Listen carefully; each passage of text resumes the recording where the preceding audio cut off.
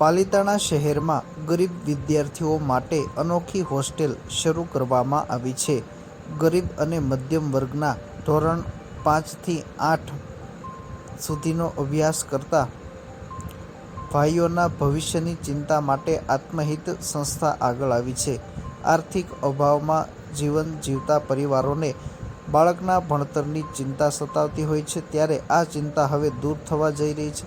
આત્મહિત foundation Palitana દ્વારા કોઈએ કલ્પના પણ ન કરી હોય તેવી ફ્રીમાં અદ્ભુત સુવિધાઓ સાથે બાળકોના અભ્યાસ અને રહેવાની વ્યવસ્થા કરવામાં આવી છે.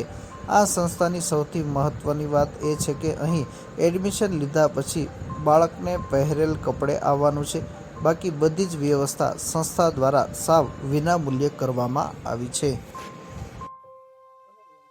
મારું નામ રિદ્ધિ પટેલ. હું આત્મહિત પરિવારમાં એક સીઈઓ તરીકેની ભૂમિકા ભજવું છું. જે બાળકો માટે, ઝૂંપડપટ્ટીના બાળકો છે કે જે આર્થિક રીતે નબળા છે, એના માટે અમે અહીંયા હોસ્ટેલની સુવિધા શરૂ કરેલી છે, જ્યાં બાળકોને નિઃશુલ્ક કોઈ પણ ફી લીધા વગર બાળકોને અમે બધી વસ્તુ અહીંથી પ્રોવાઈડ કરીએ છીએ.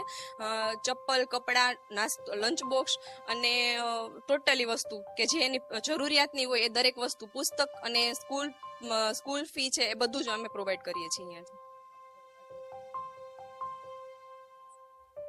આ વિલાની અંદર, એક વિલાની અંદર 10 બાળકો રહી શકે છે. એ બાળકો માટે પર્સનલી બેડ છે, કબાટ છે, એને ઓઢવા માટે બ્લેન્કેટ અને ઠંડી શાલની પણ આપણે અહીંયાથી વ્યવસ્થા કરેલી છે.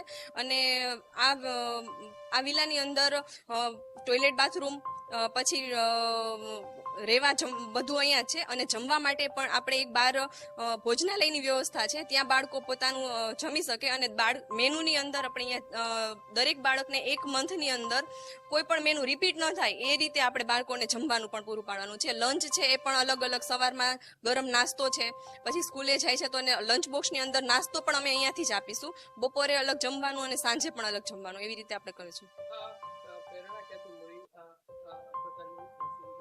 આ ઝૂંપડપટ્ટીના આર્થિક રીતે નબળા બાળકો છે એ બાળકો માટે આપણે અહીંયા સુવિધા શરૂ કરેલી છે. અને આ પ્રેરણાનો ખ્યાલ આપણા કેમ્પસના મેઇન ટ્રસ્ટી છે આનંદભાઈ કરીને, એને ખૂબ સારો એવો વિચાર આવેલો કે જે સારા બાળકો માટે તો સૌ કરે છે, પણ જે ઝૂંપડપટ્ટીના છે, આર્થિક રીતે નબળા બાળકો છે, એના માટે કોઈ આવી સંસ્થા શરૂ કરેલી નથી. તો આઈ થિંક કે ગુજરાતની અંદર આ કદાચ નંબર 1 સંસ્થા હશે કે જે આર્થિક રીતે નબળા બાળકોને, ઝૂંપડપટ્ટીના બાળકો માટે આવી સંસ્થા શરૂ કરેલી છે. અને આ આનંદભાઈનો ખૂબ સારો એવો વિચાર છે કે જે અમે સાકાર કરવા માટે એને હેલ્પ કરીએ છીએ. અમે સેવા માટે અહીંયા આવેલા છીએ. એના સપના છે બાળકોના, જે સપના એ સિદ્ધ કરવા માંગે છે, એ સિદ્ધ ભૂમિની અંદર સિદ્ધ થાય એવા આશાથી, એવા હેતુથી અમે આ બાળકોને અહીંયા લઈ આવવા માંગીએ છીએ.